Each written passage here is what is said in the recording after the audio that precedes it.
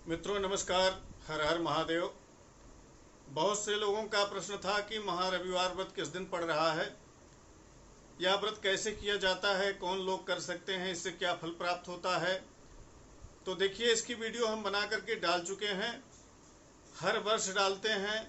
भगवान सूर्य की पूजा पद्धति पूरी इसमें समाहित रहती है, कैसे शास्त्रीय विधि से उनकी पूजा की जाए, महारविवार का व्रत कैसे रखा जाए, रविवार की कथा कौन सी है, कैसे व्रत को करा जाता है। तो बहुत सारी वीडियो हमारे चैनल पर इसके संबंध में मौजूद हैं। इस वर्ष भी हमने महारविवार व्रत विधि हमने डाला है। तो यदि आपने नहीं देखा है तो आप डिस्क्रिप्शन में जा करके आपको लिंक मिल जाएगी, आप उस वीडियो को देख सकते हैं। तो जिन लोगों का प्रश्न था उन्हें हम बता दें कि भादों शुक्ल पक्ष में यह महारविवार का व्रत किया जाएगा।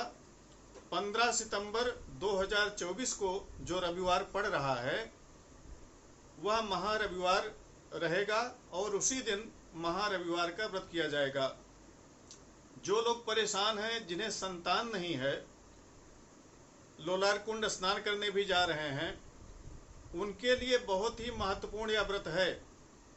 देखिए, संतान देने के लिए भगवान सूर्य से उत्तम और कोई व्रत नहीं है।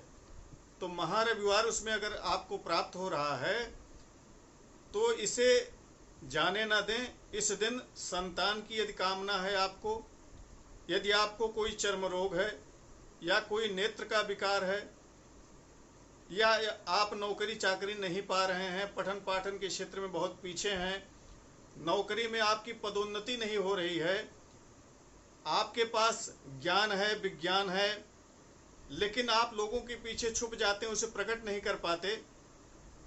आप कार्य तो बहुत करते हैं लेकिन उसका संपूर्ण फल आपको प्राप्त नहीं होता। इन सभी चीज़ों के लिए रविवार के व्रत के सिवा और कोई व्रत नहीं है। अगर इन चीज़ों को आपको पाना है तो आपको रविवार का व्रत करना चाहिए। उसमें भी महारविवार का व्रत तो अत्यंत उत्तम है। रविवार का व्रत आप 12 रविवार व्रत कर लीजिए, 30 रविवार का व्रत करिए, वर्ष भर के सभी रविवार का व्रत रखिए, 30 वर्ष तक रविवार का व्रत रखिए, 12 वर्ष तक रविवार का व्रत रखिए, या फिर आजीवन व्रत करिए। लेकिन यह भी ध्यान रखिए कि समय समय पर इसका उद्यापन भी करते रहिए, क्योंकि यदि कोई बीच में दुर्घटना हो जाती है तो फिर उसका उद्यापन आप नहीं कर पाएंगे। इसलिए बीच बीच में आप कोई भी व्रत हो, अगर जो लंबे समय तक चलने वाला व्रत है उसका समय समय पर, साल भर में, 2 साल में, 3 साल में उद्यापन करते रहना चाहिए। उससे क्या होता है, उस व्रत में और भी तेज समाहित हो जाता है, पुष्टि मिलती है और व्रत की सफलता का जो चांस है वह बढ़ जाता है। किसी भी व्रत का एक अंग है उसका उद्यापन, जो कि आजकल लोग करते नहीं हैं, करते हैं तो उसकी विधि नहीं मालूम है। तो हमारे चैनल पर जितने भी व्रत आप देखेंगे उन सभी व्रतों की उद्यापन की विधि भी हमने बतलाई है, और कोई इस तरह से नहीं, जो कुछ भी हमें किसी शास्त्र से प्राप्त हुआ है उस प्रकार से हमने उद्यापन की विधि बतलाई है। तो जब भी कोई व्रत करें तो उसका समय समय पर उद्यापन भी करते रहें।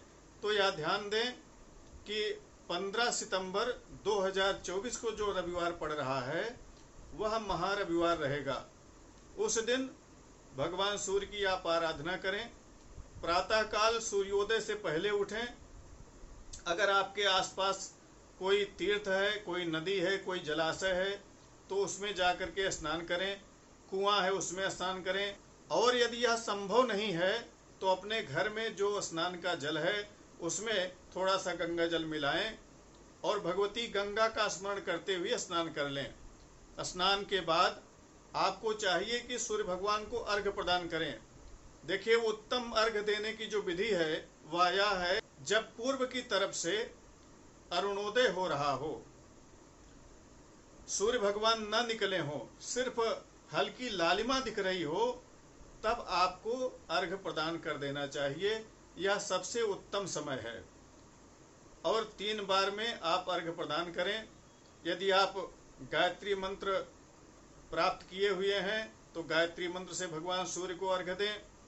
और यदि आप गायत्री मंत्र के अधिकारी नहीं हैं तो भगवान सूर्य के जो नाम आपको पता हो, आदित्याय नमः, अर्काय नमः, भानवे नमः, रवे नमः, ये जो नाम हैं उनके नाम से आप उन्हें अर्घ्य प्रदान कर सकते हैं। एक बात यह भी ध्यान रखें कि यदि सूर्योदय हो गया हो, भगवान सूर्य निकल गए हों और तब यदि आप अर्घ्य दे रहे हैं तो इसे अधम कहा गया है, इसका प्रायश्चित भी लगता है। तो जब ऐसा समय प्राप्त हो तो 4 बार भगवान सूर्य को अर्घ्य दें।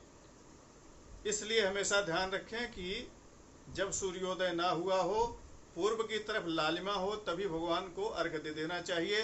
अर्घ्य बनाने की विधि हमने वीडियो में बहुत विस्तार से बताई हुई है, कैसे आपको अर्घ्य बनाना है, कैसे अर्घ्य देना है। फिर भी मैं बता देता हूँ कि तांबे का एक लोटा लीजिए, उसमें शुद्ध जल भरिए, लाल चंदन की व्यवस्था करके रख लीजिए, जो लकड़ी आती है, एक छोटा सा पत्थर रख लीजिए जिस पर चंदन को घिस लीजिए, उस लाल चंदन को उस लोटे के जल में डाल दीजिए। अक्षत ले लें, अक्षत वो हो जो चावल टूटे हुए ना हो, एकदम साबुत हो, उसमें थोड़ा सा घी छिड़क दें, बहुत हल्का सा, और उसमें कुमकुम डाल दें या लाल चंदन डाल करके उसे कुमकुमाक्षत बना लें। थोड़ा सा अक्षत उसमें डाल दें। अगर लाल फूल मिल जाता है, बड़ा फूल मिल जाता है, गुड़हल का फूल जिसे जपा कुसुम कहते हैं, उसे भी आप उसमें डाल सकते हैं और तब उसको भगवान सूर्य को अर्पित करें। निश्चित रूप से आपको जल्द से जल्द परिणाम प्राप्त होगा, इसमें कोई संशय नहीं है। भगवान सूर्य जो हैं वे प्रत्यक्ष देवता हैं, इस चराचर जगत की आत्मा है। वेद में कहा गया है, सूर्य आत्मा जगतस्तस्तु खश्च। भगवान सूर्य, उन्हीं के कारण यह सारा कुछ आप देख रहे हैं। पूरा जो प्रकृति है वह हरी भरी है, हमारे आपके अंदर तेज है और बल प्राप्त हो रहा है, जल है, तो सब कुछ सूर्य से है।